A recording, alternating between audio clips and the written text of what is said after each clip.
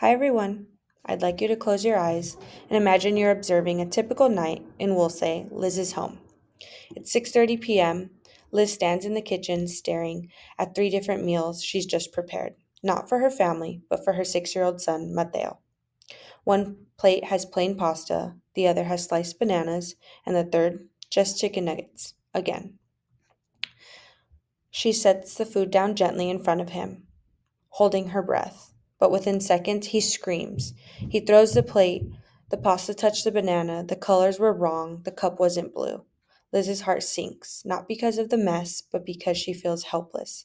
Every mealtime is a battlefield, and every bite is a war, and no one prepared her for this. For parents of children with autism, this is a familiar story. Picky eating, food refusal, sensory meltdowns at the dinner table. It's not just about food, it's about frustration, fatigue, and even feeling alone. That's why our project, Nourishing Neurodiverse Eaters, was born. Our mission is to empower parents of children with autism in underserved communities by making mealtimes less stressful and more nourishing. Our project focuses on guiding parents to involve their children in meal prep, introducing new foods, and interacting with plates in ways that support both nutrition and family bonding. Autism spectrum disorder, or ASD, is a condition that affects brain development, primarily impacting how a person perceives the world and interacts with others. People with ASD often experience difficulties with social interactions, such as initiating and taking turns in conversations, sharing emotions, understanding others' thoughts, as well as communication, such as making eye contact, interpreting body language and facial expressions, and regulating tone, and being able to express their emotions. They also might engage in restrictive or repetitive behaviors such as rocking, hand flapping, repetitive play and speech, strong need for routine, which often leads to distress if there is changes to this routine. They can also have intense and focused interest, and strong attachment to specific objects. They can also have either under or over sensory sensitivity to sensory stimuli, including to light, sound, touch, texture, pain, or temperature. It's important to know also that ASD, or autism spectrum disorder, is an umbrella term. It includes several conditions that were previously diagnosed separately, including autism, Asperger's syndrome, childhood disintegrative disorder, and unspecified pervasive developmental disorder. ASD typically begins in early childhood. In the US, most children are diagnosed around the age of 5, although signs often appear earlier than that, around 2 to 3 years old.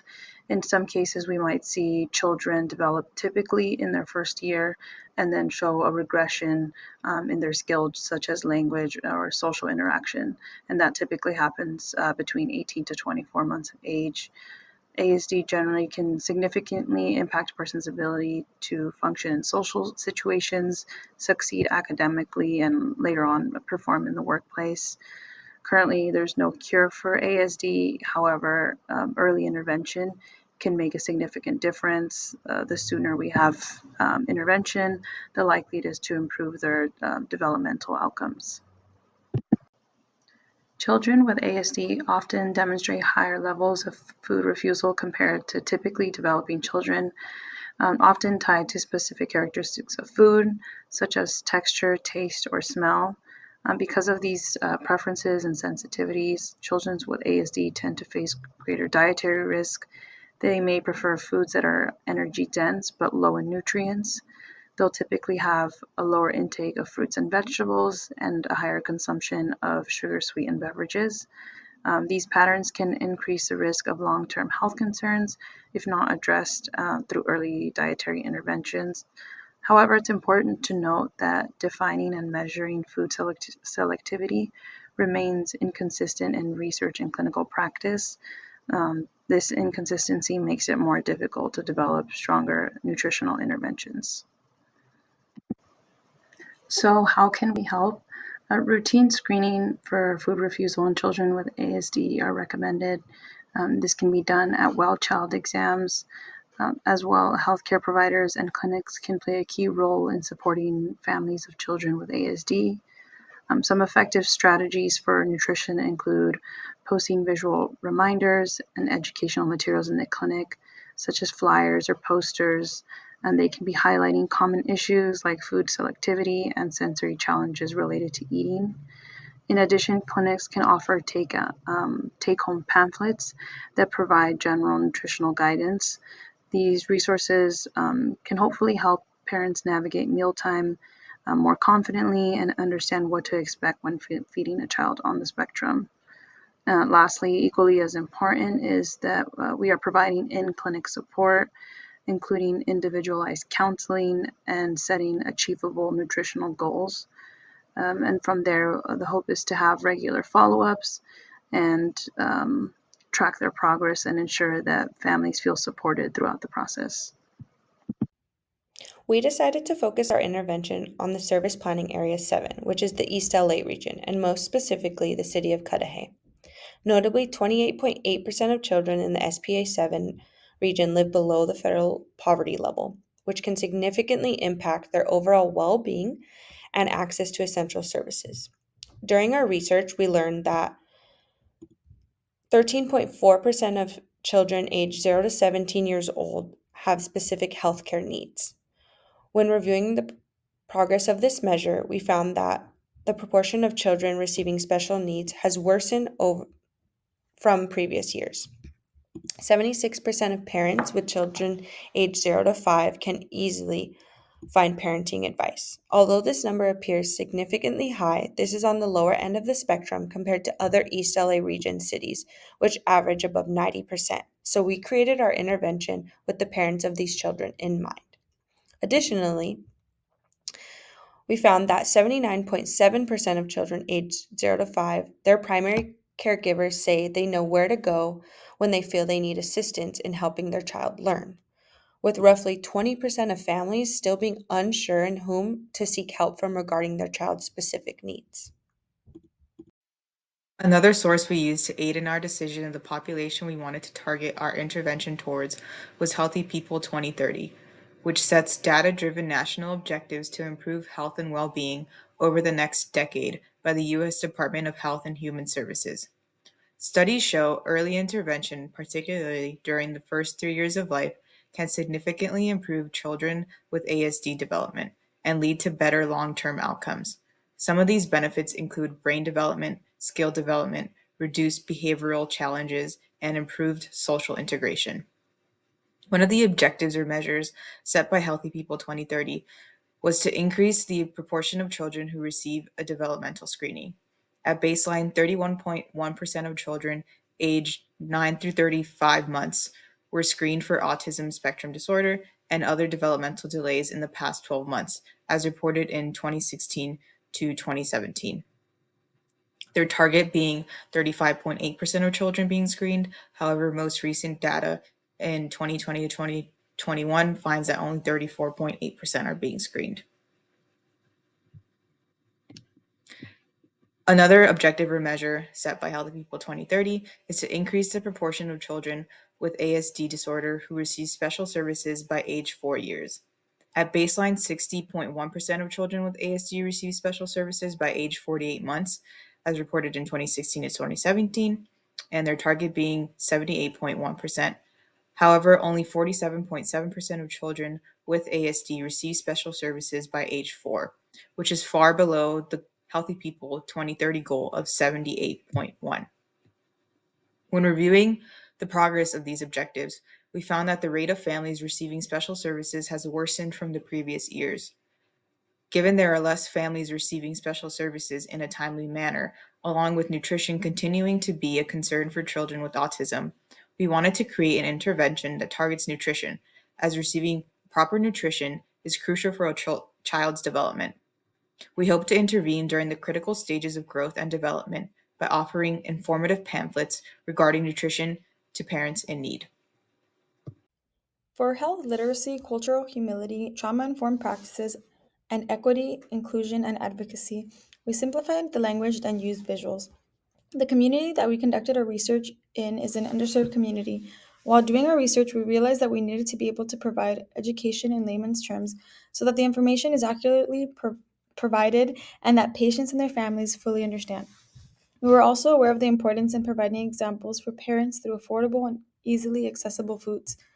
We understood that mealtime can be a source of trauma, so we approached with compassion, patience, and trauma informed principles.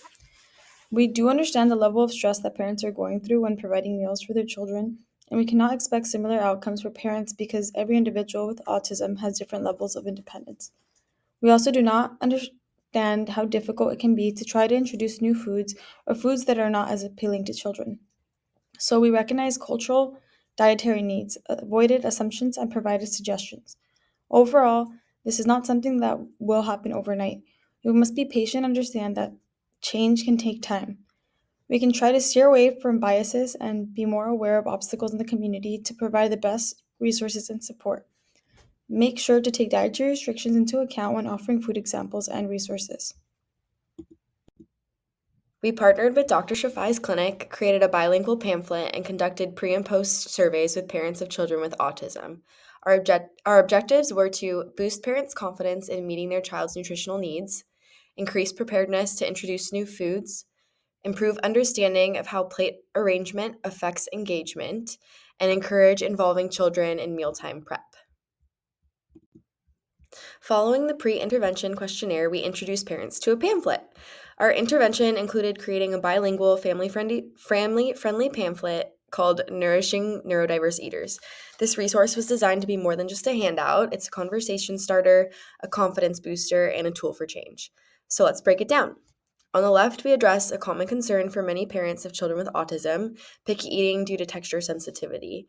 We offer simple lists of healthy both soft and crunchy food options, fruits and vegetables that can be introduced gently. These aren't exotic or expensive. They are practical, accessible, and easy to find in most communities.